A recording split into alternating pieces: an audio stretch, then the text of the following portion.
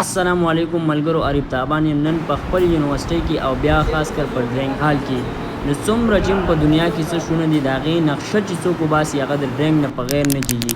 تاسو به هم لیدلي چې یا به په ځمکه لیکه وباسي یا به په دیوال او یا داسې په نور څه.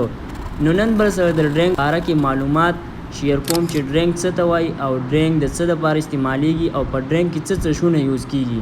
په سیول انجینیرینګ کې ډرینګ هغې ته وایي چې د یو ابجکټ نقشه ویستل د الفاظو نه په غیر اشکال سره جوړول هغې ته ډرینګ وایي یا د لیکو سره.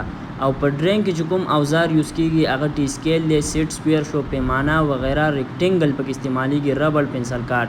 نن زمونږ ډرینګ د پلمبنګ په اړه خسرو چې په بلډینګ کې به په پروفیشنل طریقې سره پیپان څنګه خورئ، د سینیټیشن دپاره د کوم ګنده اوبه چې د هغې دپاره به څنګه پیپان یا د صفا اوبو دپاره. نو د هغې په باره کې د شاته ټولو ملګرو ډرینګونه ویستل دي، هغه به راته ښیم راسره وګورئ.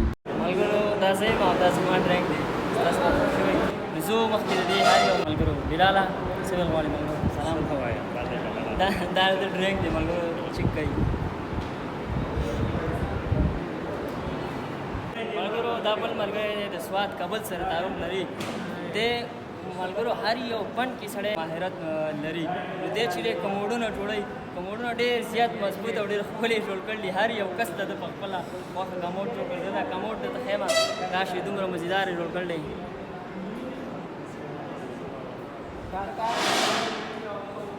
دا د ډرینګ دی. باسي ته څه غواړې ملګرو؟ بس ملګرو لګیا و نن دا ډرینګ ډېر مشکل و. دې ملګرو کموډونه نه شو جوړولی. دی زیات هم پکې سپیشل کموډ کمپلیټ کو سر ته انتظار دی او چې کله به سبمیټ کېږي، چې کله به راځي او اپروو به شي. راځئ مخکې دې بل کس یہی سلام بھائی جان، کیسے ٹھیک ہو؟ یہ اس کو کیسے چل رہے ہیں؟ اچھی جا رہی ہے، صحیح ہے، برابر ہے، فٹ فاٹ ہے. دوستوں کو سلام کرو. السلام علیکم بھائی جان کو ډېر ستړی شو دی، ډرینګ ستړی کړی اپا انګور سره تعلق لري. دا د بل یو کس ډرینګ دی، دام دے ایک ہی ہے. سات آپ کیسے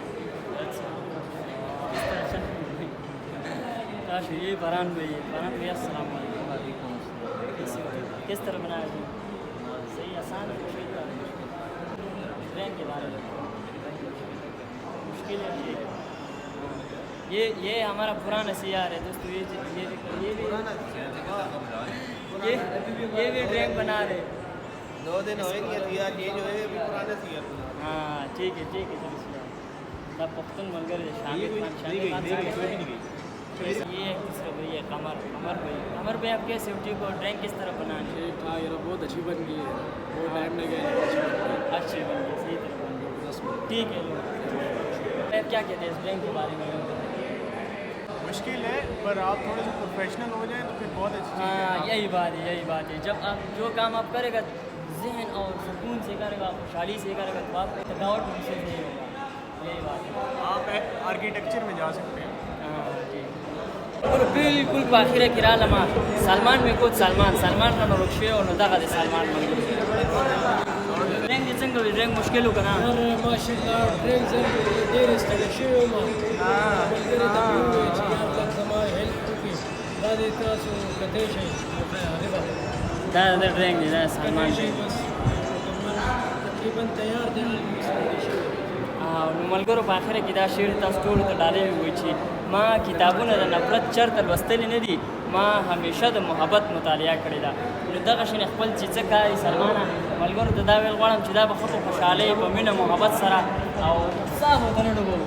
چې کوم کار ته هم تا کله ساه ډوب کړو سلمانه، نو هغې کې بیا سړی ستړی کېږي او تږی کېږي، وږی کېږي. کار ته چې دی هغې ته به ساه نه ډوبوو چې هر څه کار یې به خوشحالۍ به کوو. څه دې خیال دی سلمانه؟